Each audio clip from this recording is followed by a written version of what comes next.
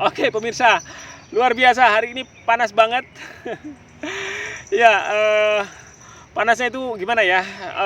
Sampai merasuk ke dalam pori-pori ini kulit kayaknya. Oke pemirsa, assalamualaikum warahmatullahi wabarakatuh. Berjumpa lagi dengan saya Jo di channel Sekilas Kembang dan Buah. Channel yang menyajikan informasi sisi lain seputar kembang dan buah dan seputar informasi pertanian. Baik pemirsa, hari ini saya harus kembali lagi di areal pertanaman cabai yang dulu pernah kita kunjungi hampir 2 kali ya. Yang pertama ketika masih kecil tanamannya, kemudian yang kedua tanamannya sudah agak gede tapi masih belum berbuah. Iya pemirsa, hari ini saya ingin mengajak pemirsa untuk ketemu juga sebentar nanti dengan pengelola kebun cabai ini. Kita tanya-tanya lah nanti seputar irigasi tetes dan spesifik saya ingin tahu sebenarnya ketika saya melihat tanaman cabai ini hampir semuanya ya tidak ada yang terserang hama keriting yang seperti biasanya yang dialami pertanaman yang lain ya. Kemudian sepertinya daunnya mulus-mulus banget dan buahnya pun cukup rimbun gitu kan. Iya pemirsa, hari ini saya ingin mengajak pemirsa untuk ketemu juga sebentar nanti dengan pengelola kebun cabai ini. Kita mau tanya nih, apakah cabai ini disemprot dan seperti apa metode penyemprotannya ketika menggunakan irigasi tetes ini.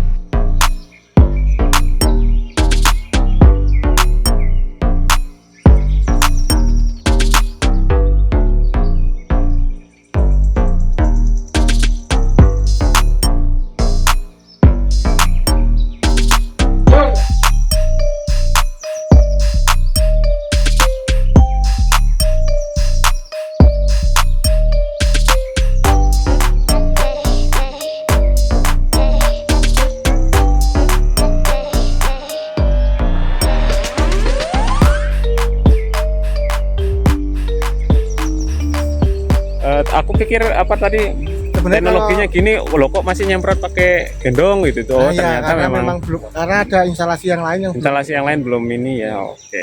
Ini kan program pertama kan pakai irigasinya dulu.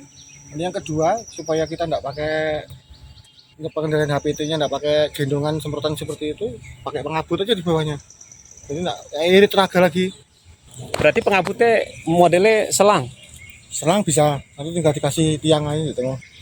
Naik ke atas. Setinggi ini ya? Setinggi ini mas. Setinggi segitu.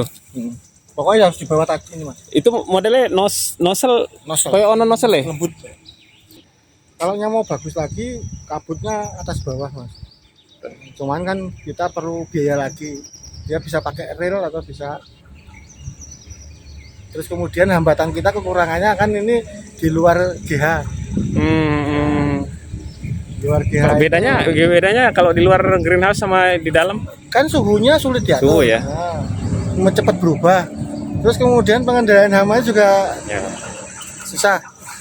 Hama penyakitnya. Nah, GH kan ya ruangannya di situ-situ aja, suhunya bisa lebih dikontrol ya.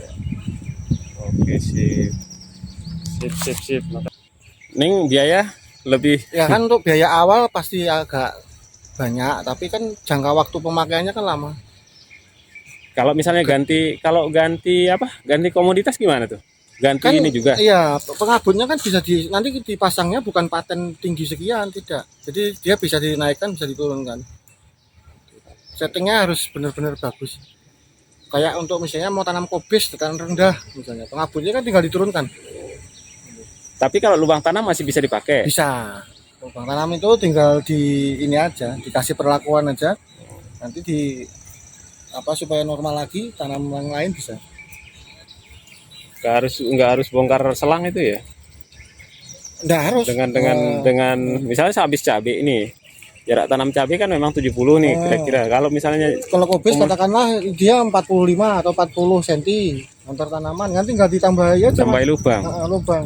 Berarti nambahi lubang Nanti dan habis kobis mau tabel lagi kan tinggal dihilangkan lubangnya yang tengah itu nggak dipakai. Tapi ininya ditambah berarti ini selang ini kalau kubis. Selang ya. Tambah lubang itu ada yang Tapi kan sebenarnya Mas, kalau kubis itu dia itu memang perlu air, tapi tidak suka berlebihan air. Sebenarnya ini cukup kok Mas, tinggal kita ngaturnya aja. Kan sudah dibantu atas. Atas itu kan bisa untuk nyemprot hama, bisa untuk mendinginkan. Oke.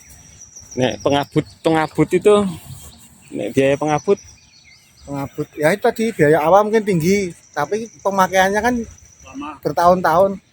Jadi modal awal itu tinggi, tapi berikutnya itu keuntungannya di situ ya. keuntungannya ya. Nek kekurangannya dengan teknologi ini ada nggak yang ditemukan sementara ini? Ya setiap teknologi pasti ada kekurangannya. Gitu.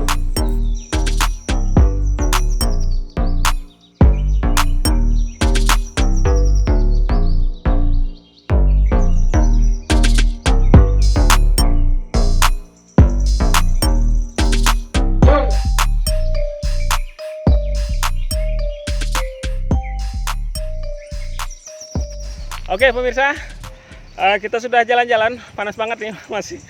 Kita sudah putar-putar tadi, ternyata pemirsa ada yang harus ditambahkan ya pemirsa ya. Seperti yang dijelaskan barusan oleh pengelolanya.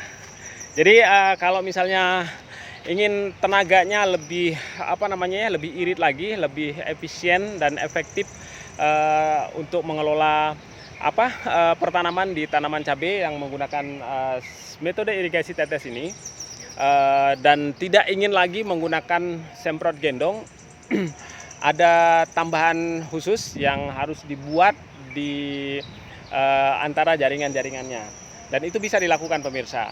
Ini tergantung dari keinginan yang dipilih oleh pemirsa sendiri.